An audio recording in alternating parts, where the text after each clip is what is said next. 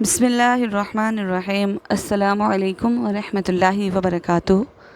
ناظرین، آج ہم بات کریں گے نبی کریم صلی اللہ علیہ وآلہ وسلم کے بچپن میں پیش آنے والے چند اہم واقعات کے بارے میں کہ جن کا تذکرہ حضرت حلیمہ سعدیہ رضی اللہ تعالی عنہا نے حضرت آمنہ رضی اللہ تعالی عنہا سے کیا۔ ناظرین، وہ چند واقعات جو حضرت حلیمہ رضی اللہ تعالی عنہا نے حضرت آمنہ رضی اللہ تعالی عنہا سے ذکر فرمائے، وہ واقعات آپ رضی اللہ تعالی عنہا اس طرح سے بیان کرتی ہیں کہ ایک مرتبہ یہودیوں کی ایک جماعت میرے پاس سے گزری۔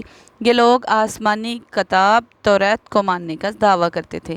میں نے ان سے کہا، کیا آپ لوگ میرے اس بیٹے کے بارے میں کچھ بتا سکتے ہیں؟ ساتھ ہی میں نے حضور اکرم صلی اللہ علیہ وآلہ وسلم کی پیدائش کے بارے میں انہیں تفصیلات بتائی۔ یہودی تفصیلات سن کر آپس میں کہنے لگے کہ اس بچے کو قتل کر دینا چاہیے۔ یہ کہہ کر انہوں نے پوچھا، کیا یہ بچہ یتیم ہے؟ آپ فرماتی ہیں، میں نے ان کی بات سن لی تھی کہ یہ ان کے قتل کا ارادہ کر رہے ہیں، سو میں نے جلدی سے اپنے شوہر کی طرف اشارہ کرتے ہوئے کہا، نہیں، یہ رہے اس بچے کے باپ۔ تب انہوں نے کہا، اگر یہ بچہ یتیم ہوتا تو ہم ضرور اسے قتل کر دیتے۔ ناظرین، یہ بات انہوں نے اس لیے کہی کہ انہوں نے پرانی کتابوں میں پڑھ رکھا تھا کہ ایک آخری نبی آنے والے ہیں، ان کا دین سارے عالم میں پھیل جانے گا اور ہر طرف ان کا بول بالا ہوگا۔ ان کی پیدائش اور بچپن کی یہ علامات ہوں گی اور یہ کہ وہ یتیم ہوں گے۔ اب چونکہ ان سے حلیمہ سعدیہ رضی اللہ تعالی عنہا نے یہ کہہ دیا کہ یہ بچہ یتیم نہیں ہے، تو انہوں نے خیال کر لیا کہ یہ وہ بچہ نہیں۔ اس طرح انہوں نے اس بچے کو قتل کرنے کا ارادہ ترک کر دیا۔ اسی طرح حضرت حلیمہ سعدیہ رضی اللہ تعالی عنہا بیان کرتی ہیں کہ ان کے ساتھ یہ واقعہ پیش آیا۔ ایک مرتبہ وہ آپ کو آغاز کے میلے میں لے آئی۔ جاہلیت کے دور میں یہاں بہت مشہور میلہ لگتا تھا۔ یہ میلہ طائف اور نخلا کے درمیان میں لگتا تھا۔ عرب کے لوگ حج کرنے آتے تو شوال کا مہینہ اس میلے میں گزارتے، کھیلتے، کودتے اور اپنی بڑائیاں بیان کرتے۔ حضرت حلیمہ سعدیہ رضی اللہ تعالی عنہا آپ کو لیے بازار میں گھوم رہی تھی کہ ایک کاہن کی نظر آپ پر پڑی۔ اسے آپ میں نبوت کی تمام علامات نظر آئیں۔ اس نے آپ کو پکار کر کہا، لوگو، اس بچوں کو مار ڈالو۔ حلیمہ اس کاہن کی بات سن کر گھبرا گئیں اور جلدی سے وہاں سے سرک گئیں۔ اس طرح اللہ تبارک تعالیٰ نے حضور صلی اللہ علیہ وآلہ وسلم کی حفاظت فرمائی۔ میلے میں موجود لوگوں نے کاہن کی آواز سن کر ادھر ادھر دیکھا کہ کس بچے کو قتل کرنے کے لیے کہا گیا ہے، مگر انہیں وہاں کوئی بچہ نظر نہیں آیا۔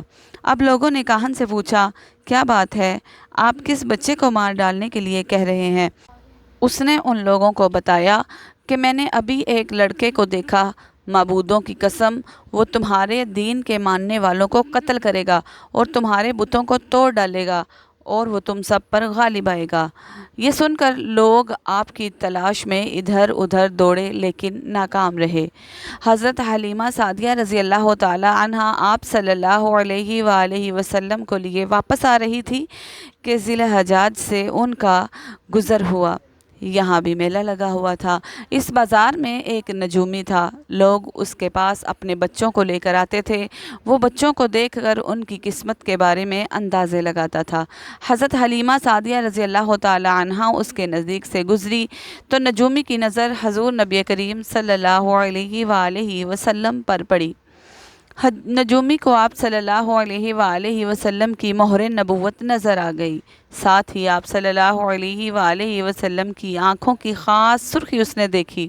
وہ چلا اٹھا، اے عرب کے لوگو، اس لڑکے کو قتل کر دو۔ یہ یقیناً تمہارے دین کے ماننے والے کو قتل کر دے گا اور تمہارے بتوں کو توڑے گا اور تم پر غالب آئے گا۔ کہتے ہیں کہ یہ کہتے ہوئے وہ آپ کی طرف جھپٹا، لیکن اسی وقت وہ پاگل ہو گیا اور اسی پاگل پن میں وہ مر گیا۔ ناظرین، آپ کو بتاتے چلیں کہ ایک اور واقعہ سیرت ابن ہشام میں یوں بیان ہوا ہے کہ حبشہ کے عیسائیوں کی ایک جماعت حضور اکرم صلی اللہ علیہ وآلہ وسلم کے پاس سے گزری۔ اس وقت آپ صلی اللہ علیہ وآلہ وسلم حضرت حلیمہ سعدیہ رضی اللہ تعالی عنہا کے ساتھ تھے۔ اب وہ آپ کو آپ کی والدہ کے حوالے کرنے جا رہی تھی۔ ان عیسائیوں نے آپ صلی اللہ علیہ وآلہ وسلم کے کندھوں کے دوران مہر نبوت کو دیکھا اور آپ صلی اللہ علیہ وآلہ وسلم کی آنکھوں کی سرخی کو بھی دیکھا۔ انہوں نے حضرت حلیمہ سعدیہ رضی اللہ تعالی عنہا سے پوچھا، کیا اس بچے کی آنکھوں میں کوئی تکلیف ہے؟ انہوں نے جواب میں کہا، نہیں، کوئی تکلیف نہیں، یہ سرخی تو ان کی آنکھوں میں قدرتی ہے۔ ان عیسائیوں نے کہا، تب اس بچے کو ہمارے حوالے کر دو، ہم اسے اپنے ملک لے جائیں گے۔ یہ بچہ پیغمبر اور بڑی شان والا ہے، ہم اس کے بارے میں سب کچھ جانتے ہیں۔ حضرت حلیمہ سعدیہ رضی اللہ تعالی عنہا وہاں سے جلدی سے دور چلے گئی، یہاں تک کہ آپ صلی اللہ علیہ وآلہ وسلم کو آپ صلی اللہ علیہ وآلہ وسلم کی والدہ کے پاس پہنچا دیا۔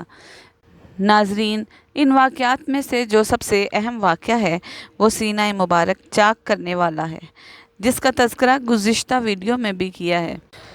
روایات سے یہ بات ثابت ہے کہ آپ صلی اللہ علیہ وآلہ وسلم کے سینہ مبارک پر سلائی کے نشانات موجود تھے، جیسا کہ آج کل ڈاکٹر حضرات آپریشن کے بعد ٹانکے لگاتے ہیں اور ٹانکے کھول دیے جانے کے بعد بھی سلائی کے نشان موجود رہتے ہیں۔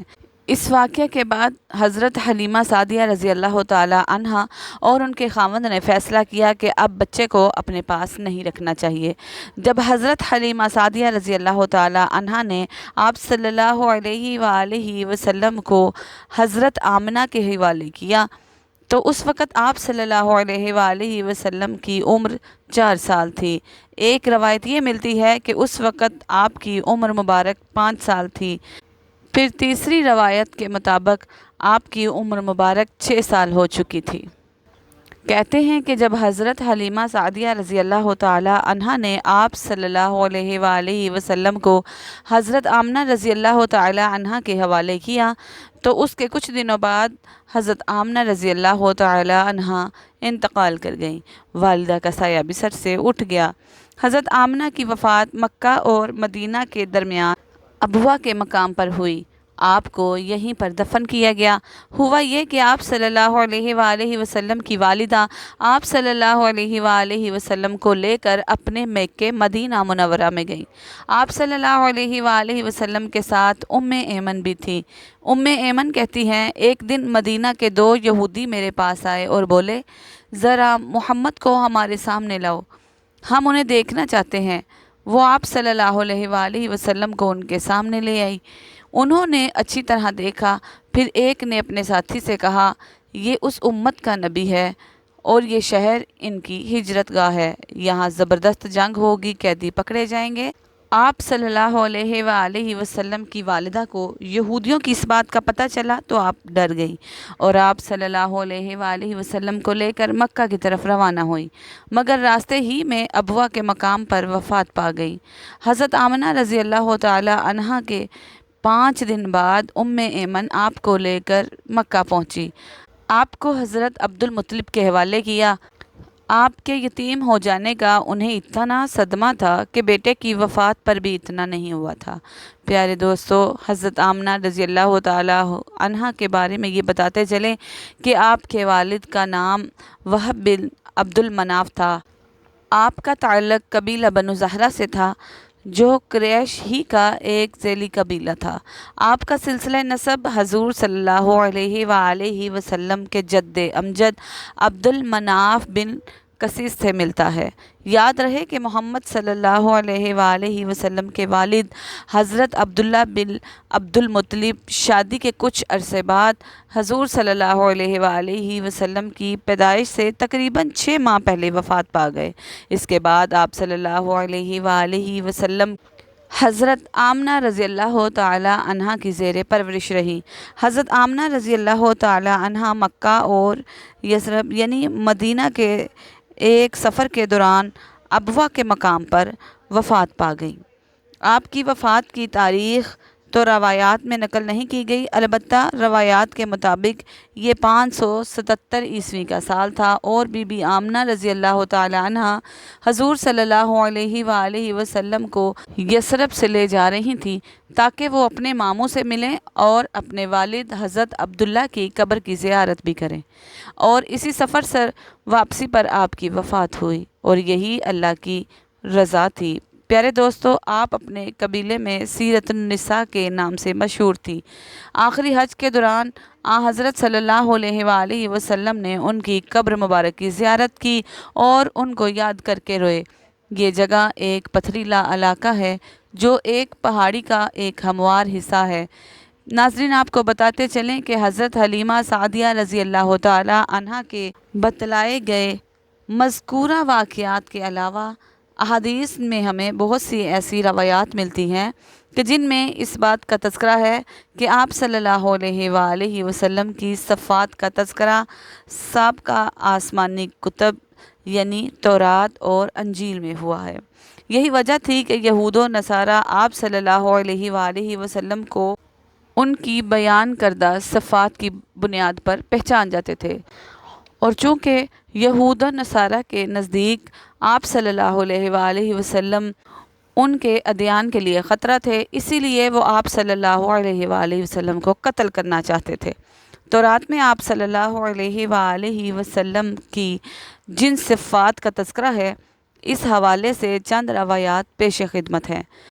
حضرت قعب یحقی سے روایت ہے کہ وہ تورات شریف میں سے لکھا ہوا بیان کرتے ہیں، فرماتے ہیں، ہم تورات میں لکھا پاتے ہیں کہ حضرت محمد صلی اللہ علیہ وآلہ وسلم اللہ کے رسول ہیں۔